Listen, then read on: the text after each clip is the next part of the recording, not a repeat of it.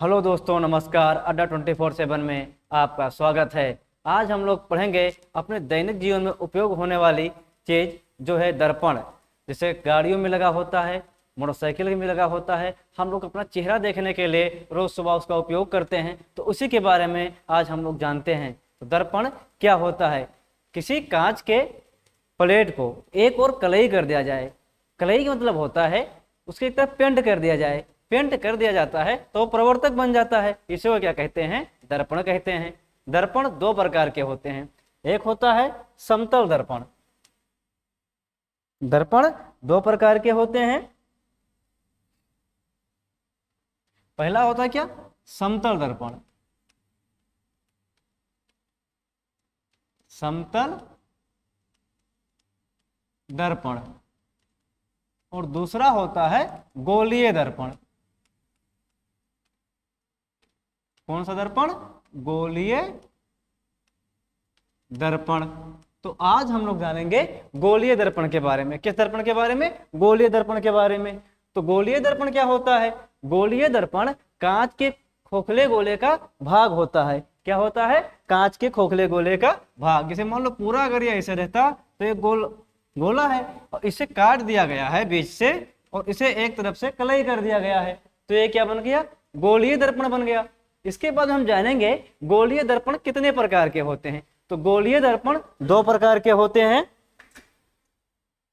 कितने प्रकार के होते हैं? दो प्रकार के होते हैं। पहला कौन सा गोलीय दर्पण? अवतल दर्पण।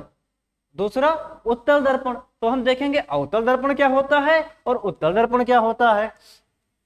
अवतल दर्पण वह दर्पण होता है जो भी अंदर धंसा होता है। वह गोलीय दर्पण जिसका परावर्तक तल अंदर धंसा होता है अवतल दर्पण कहलाता है। जैसे ये है, ये कौन सा दर्पण हो गया? गोलीय दर्पण है। और इसका क्या है? ये है प्रवर्तक तल। ये क्या है? अंदर धंसा हुआ है।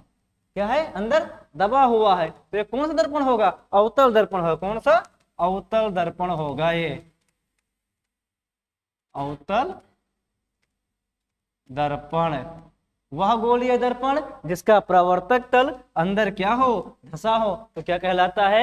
अवतल दर्पण कहलाता है। फिर दूसरा आता है उत्तल दर्पण।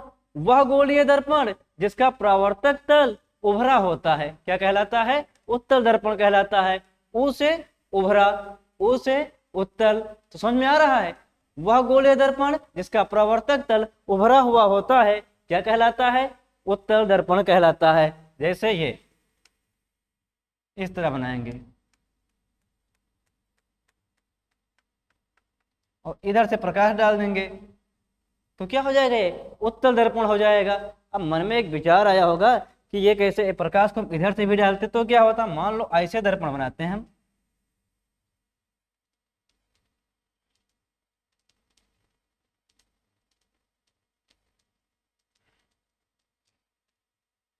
इस तरह का दर्पण बना दें, ये वाला। इधर हम कलई कर दें इस साइड में और प्रकाश को हम इधर से डाल रहे हैं। क्या यह सही है बेटा? ये गलत है। क्यों गलत है? क्योंकि फिजिक्स का नियम है कि प्रकाश हमेशा बाएं तरफ से डाला जाता है। तो दर्पण तो माने सही बनाया, लेकिन प्रकाश हमने दाहिने तरफ से डाल दिया और प्रकाश दाहिने तरफ से नहीं डाला जा सकता है। तो दर्पण दोनों प्रकार के समझ में आ गए, अवतल और उत्तल। अब हम पढ़ेंगे जो ये गोलीय दर्पण होता है इससे संबंधित परिभाषाएं।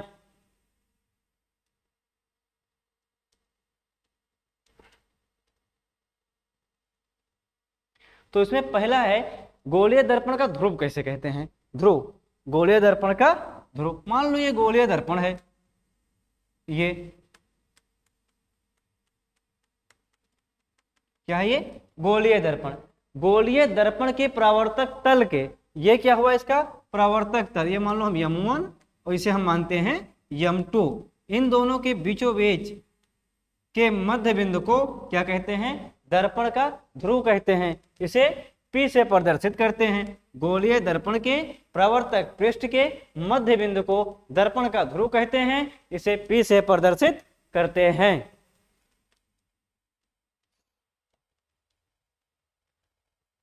फिर आता है वक्रता केंद्र, किसे कहते हैं? अब गोलीय दर्पण जिस खोखले गोले का भाग होता है उसका केंद्र वक्रता केंद्र कहलाता है। गोलीय दर्पण जिस खोखले गोले का भाग होता है उसका केंद्र क्या कहलाता है? वक्रता केंद्र। जैसे यहाँ दिखाया गया है, ये क्या है? गोलीय दर्पण है, यहाँ से यहाँ तक, और ये गोला है ना, इस गोले को काट के ही ये गोलीय दर्पण बनाया गया है। ये गोलीय दर्पण है ना ये, और इसको काट कर ही ये गोलीय दर्पण बनाया गया है।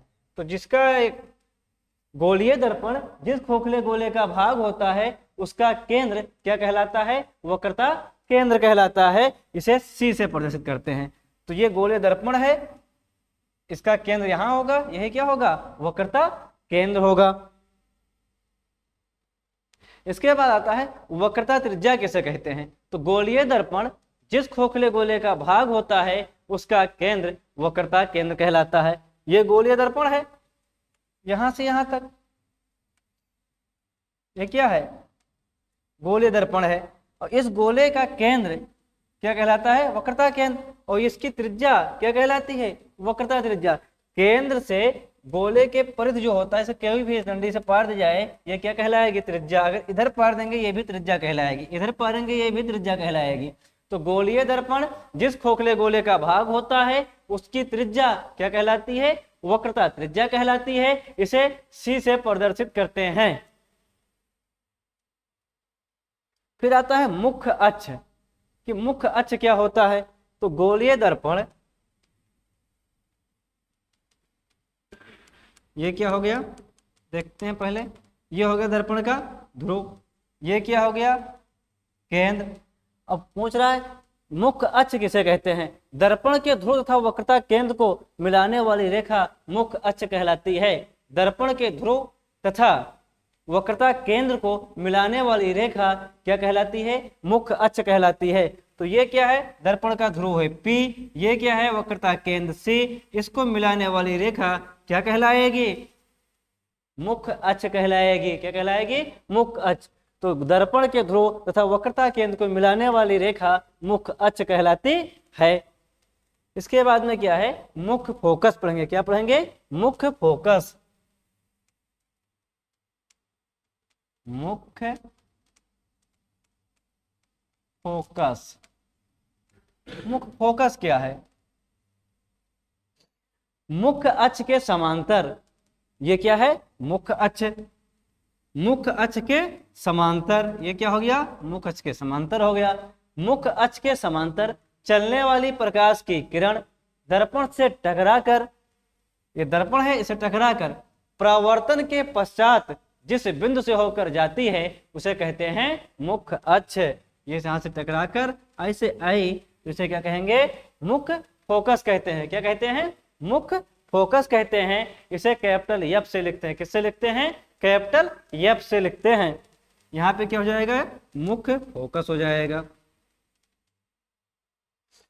मुख्य फोकस है गोलीय दर्पण के मुख्य अक्ष के समांतर आपतित प्रकाश की किरण प्रवर्तन के पश्चात मुख्य अक्ष के जिस बिंदु से होकर जाती है दर्पण का मुख्य फोकस कहलाती है। इसे एफ से प्रदर्शित करते हैं। तो ये लिखा है मुख्य अक्ष के समांतर चलने वाली प्रकाश की किरण परावर्तन के पश्चात मुख्य अक्ष के जिस बिंदु से होकर जाती है वो बिंदु क्या कहलाता है? मुख्य फोकस कहलाता है।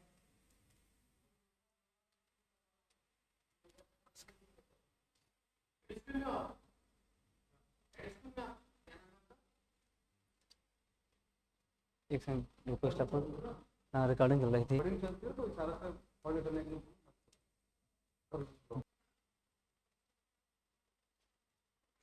अब देखते हैं दर्पण का द्वारक क्या होता है। क्या देखेंगे? द्वारक रिकॉर्डिंग होती है। कोई दर्पण है, उसके परावर्तक तल के व्यास को दर्पण का द्वारक कहते हैं। ये द्वारक है ना, ये गोलीय दर्पण है। ये M1 हो गया, ये M2 हो गया। जो ये दूरी है यहाँ से यहाँ तक क्या हो जाती है? ये व्यास हो जाती है। गोलीय दर्पण के परावर्तक तल को क्या कहते हैं?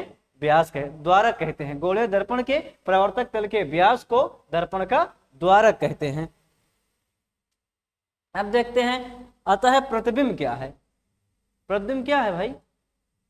प्रतिबिंब क्या होता है? प्रतिबिंब दो प्रकार के होते हैं, एक तो वास्तविक प्रतिबिंब होता है, दूसरा आभासी प्रतिबिंब होता है। आप सोचेंगे आभासी प्रतिबिंब क्या है? मान लो आंख बंद करिए, आप मन में सोचिए कि बगल से हमारे कोई भूतनी गुजर रही है, बड़े बड़े बार हैं, बड़े बड़े नाक दांत आँख कान सब उसके हैं। ये अगर क्या आंख फिर खोलेंगे कुछ दिखेगा? कुछ नहीं दिखेगा।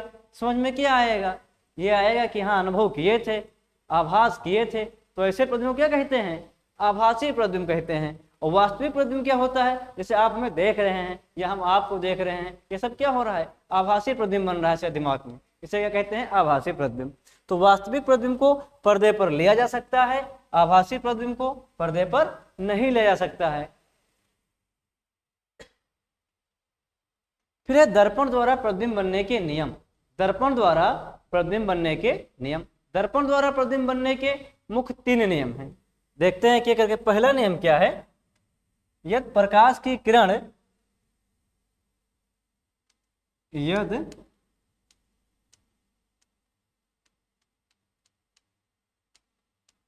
प्रकाश की किरण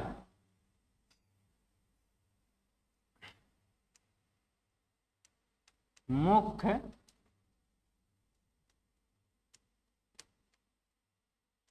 अक्ष से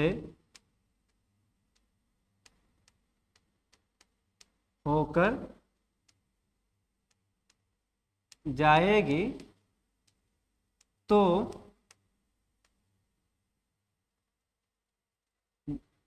मुख्य अक्ष, गलत हो गया यहाँ पर, बंद कर दो, ये गलत दे दिया यार, उसे रजर करना पड़ेगा।